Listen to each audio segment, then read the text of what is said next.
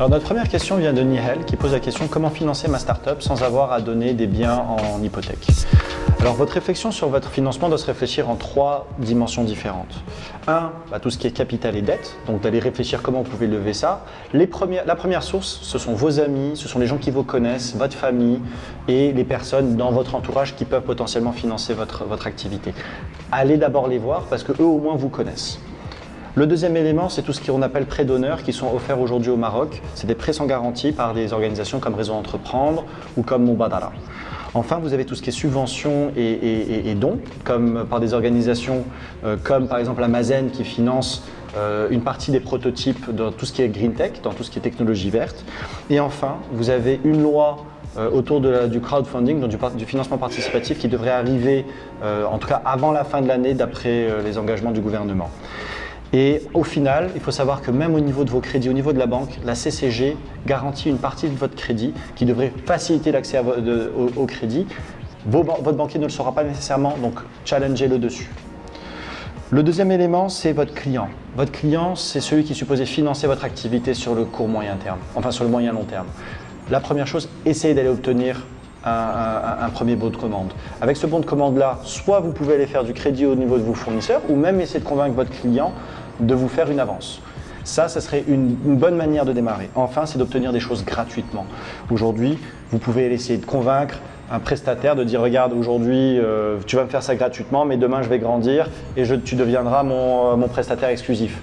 Vous pouvez aussi réfléchir à tout ce qui est échange de bons procédés. Vous êtes un bon marketeur, vous avez besoin d'un bon IT, vous faites le marketing de cette boîte de IT pour eux et eux font votre site ou votre application pour vous. Donc réfléchissez de manière globale au financement. Le financement peut s'obtenir par du crédit, par de l'investissement mais aussi par votre client et par les échanges de bons procédés que vous pouvez mettre en place. Alors la deuxième question vient de Hannes qui nous pose la question, nous en tant qu'investisseurs, qu'est-ce qu'on recherche quand on regarde une startup? Alors la première chose à comprendre, c'est que nous en tant qu'investisseurs, on cherche à sortir, on cherche à investir et à revendre notre participation. Donc on regarde, est-ce que vous avez le potentiel un jour de lever un second round ou en tout cas d'être vendu à quelqu'un? Comment est-ce qu'on fait ça? On regarde 3 choses. La dynamique de votre équipe et est-ce qu'elle est complète? Est-ce que vous avez tous les rôles clés et est-ce que la manière dont vous fonctionnez dans votre équipe est positive? Est-ce que vous vous challengez? Est-ce que vous travaillez intelligemment ensemble et ainsi de suite? Le deuxième élément, c'est la logique de votre projet global. Est-ce que vous êtes une boîte innovante? Vous n'êtes pas supposé avoir un historique énorme. Comment est-ce que vous allez me démontrer que votre modèle est construit de manière logique? Est-ce que vos hypothèses sont basées sur des réflexions qui sont cohérentes dans leur ensemble? Donc nous, on cherche vraiment à comprendre cette cohérence-là qui va nous convaincre aussi de votre dynamique à vous en tant qu'équipe.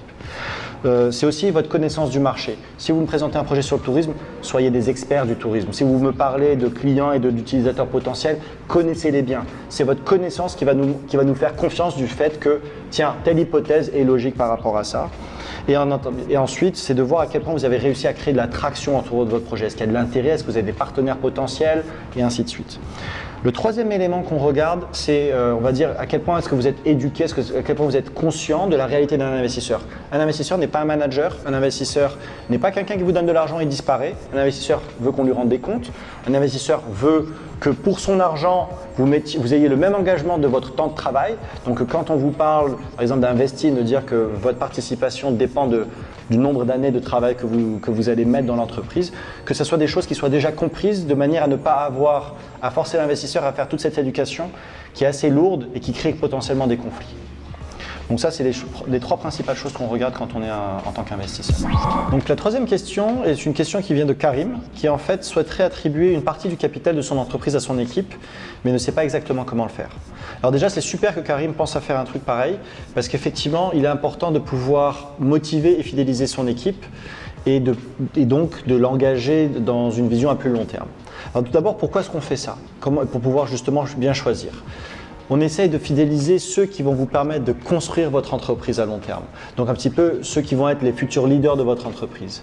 Pourquoi est-ce qu'on pense dès le départ quand on est start-up à le faire avec les premiers employés? C'est parce que normalement vos premiers employés devraient être des personnes qui sont là, non pas des petites mains, mais qui sont là vraiment, qui vont apprendre, qui vont progresser avec l'entreprise pour pouvoir continuer à la développer. Alors aujourd'hui, Sam Altman du Y Combinator en Californie lui propose en général de donner 10% de l'entreprise aux 10 premiers employés, 5% aux 20 suivants et à nouveau 5% aux 50 suivants. Alors Là, ça fait énormément d'employés, on n'est pas tout à fait dans ce modèle, mais essayez de réfléchir en termes de compensation.